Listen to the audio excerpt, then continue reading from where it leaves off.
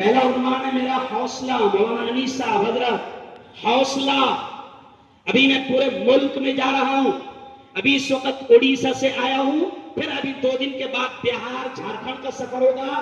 میرے بڑے علماء, میرے اکابرین اور میرے استادوں کا, چاہے وہ آل انڈیا مسلم پرسنل لا بورڈ سے تعلق رکھتے ہو یا جمعیت علماء سے تعلق رکھتے ہو, وہ بھی مجھے یہی کہتے ہیں کہ بیٹا ہارون, ہندوستان کے جس کونے میں جا رہا ہے سب سے پہلے مسلمانوں کو حوصلہ دو. حوصلہ, کیونکہ جس قوم کا حوصلہ ختم ہو جاتا ہے, جس قوم کی ہمت ختم ہو جاتی ہے, جو قوم ڈر اور خوف کا شکار ہو جاتی ہے, وہ مرنے سے پہلے مر جاتی ہے. آپ کو معلوم ہے کورونا میں لوگ کیوں مرے؟ ڈر سے مرے. ڈاکٹر صاحب صحیح بات ہے نا. اگر مریض کو اتنا بھی پتا چل جاتا تھا کہ انجیکشن بہت ڈھونڈے بابا مل رہے نہیں, گیا نہیں گھر گیا. کیسے مر رہا ہو؟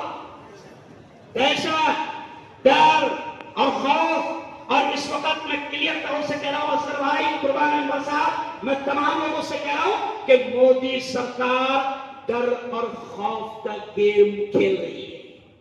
کون سا؟ ارے بولو, ڈراؤ اور راج کرو. اور مودی جی کو یہ نہیں معلوم ہے کہ اپن کتنے خطرناک ہیں. نہیں سمجھا؟ اگر یہ کہوں تو شاید غلط نہ ہوگا. اپن اتنے ڈینجر ہے کہ اللہ بھی ایسے کرتے. اوریجنل بات ہے, بولا اوریجنل بات ہے. 5 بار بلاتا, جب جا کے 2-3 بار ارے بولو چاہتے تو مودی جی کو میں کہہ رہا ہوں کیونکہ میں وائرل لکھتی ہے, میری ہر بات وائرل ہو جاتی ہے کہ مودی جی یہ بولنے چاہیے. ارے بولو مت کرو. بلکہ ایک اور پیغام میں کہوں گا, ناگپور میں جب میرا بیان ہوا RSS کا ڈر ہے, تو میں نے وہاں پر ایک جملہ کہا, میڈیا نے چھاپ دیا. میں نے کہا کہ دیکھو RSS والوں, بھاجپا والوں, حکومت سے میں نے ڈائریکٹ کہا, کیونکہ آج کا عنوان یہ بھی تھا مولانا عبدالحکیم صاحب کا کہ ہماری لڑائی حکومت سے ہے, ہندو بھائیوں سے نہیں ہے.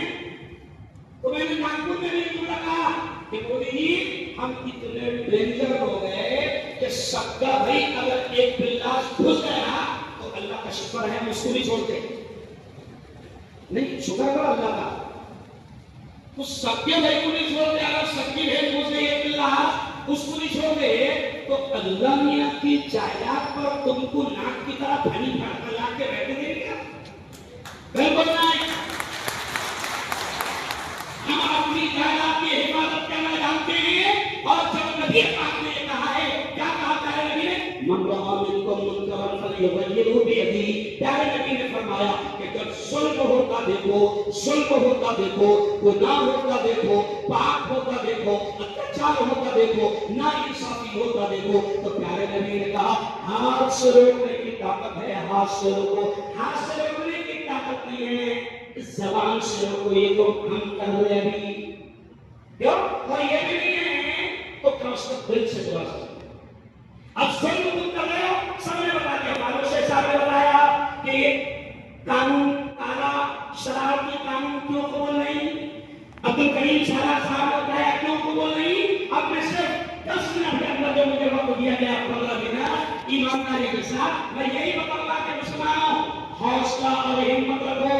مالک نے کیا کہا, لا تقنطوا من رحمت اللہ, اے میرے بندو میری رحمت سے مایوس مت ہونا, کوئی فکر نہیں کرنا, ان سے بڑے بڑے ظالم آئے.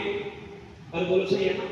دیکھو مزہ ہے نا, تم نے صرف اتنا بولتے نا گیا, کیا بولنا, ارے بولو کیا بولنا, 300 بار بولے. دیکھو قارون آیا, بولو دوست, قارون آیا گیا, حمان آیا گیا, شداد آیا گیا, نمرود آیا گیا, فرعون آیا گیا, یہ بھی آیا.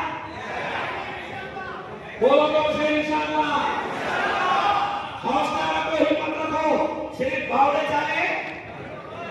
میرا مشہور ڈائلاگ ہے پورے ہندوستان میں, لڑو مگر باوڑے چالے بند کرو, حوصلہ رکھو. یہ جو آیت میں نے پڑھی ہے مولانا عبدالحکیم صاحب, بڑی پیاری آیت ہے جو مسلمانوں کو پیغام دیتی ہے. کیا پیغام دیتی ہے؟ تبارک الذی بیدہ الملک وہو علی کل شیء قدیر 29ویں پارے کی پہلی آیت اکثر لوگ سونے سے پہلے پڑھتے ہیں کیونکہ پیارے نبی نے یہ بتایا ہے. کیا مطلب ہے اس کا؟ تبارک الذی، بڑی برکت والی ہے وہ ذات، بیدہ الملک، جس کے ہاتھ میں ملک ہے، وہو علی کل شیء قدیر، وہی ہر چیز پر قادر ہے. اور دوسری آیت میں نے پڑھا اللہ اپنے لاڈلے نبی سے کہہ رہا ہے، کیا کہہ رہا ہے اللہ؟ قل، اے محمد مصطفیٰ کہہ دو، کیا کہہ دو؟ میرے بندوں کو بتا دو، اللہم مالک الملک، اللہ ہی ملک کا مالک ہے، تؤتی الملک من تشاء، جس سے چاہتا ہے ملک چھین لیتا ہے، وتنزع الملک ممن تشاء، جس سے چاہتا ہے، جس کو چاہتا ہے دے دیتا ہے، وتنزع الملک ممن تشاء، جس سے چاہتا ہے چھین لیتا ہے، وتعز من تشاء، جس کو چاہتا ہے عزتوں کے تاج پہنا دیتا ہے، وتذل من تشاء، جس کو چاہتا ہے ذلیل و خوار کر دیتا ہے. تو اللہ نے اپنے لاڈلے نبی سے کہلوا دیا کہ کہہ دو میرے بندوں سے کہ ملک میرے ہاتھ میں ہے، میں جس کو چاہتا ہوں دے دیتا ہوں. اب دماغ میں یہ خیال آتا ہے، عیدگاہ میں نے بیان میں بولا کہ دماغ میں یہ خیال آتا ہے کہ جب اللہ کہتا ہے میں ملک دیتا ہوں جس کو چاہتا ہوں، تو پھر دماغ میں یہ خیال آتا کہ اللہ نے ان پاؤلوں کو کیوں دے دیا؟ ان پاگلوں کو، ان چوتھی پاس کو، ارے بولو نا، کیوں دے دیا؟ تو اس کا بھی جواب سنو، یہ بھی حوصلہ اور اس میں بہت بڑا پیغام ہے کہ آپ اور ہم سب جانتے ہیں کہ ہم کو بھی اللہ نے 800-900 سال کا حکومت دی، 1000 سال کا حکومت دی، لیکن ابھی سب شکایت کر دیتے نا کہ وقت میں گڑبڑ اپن نہیں کرے.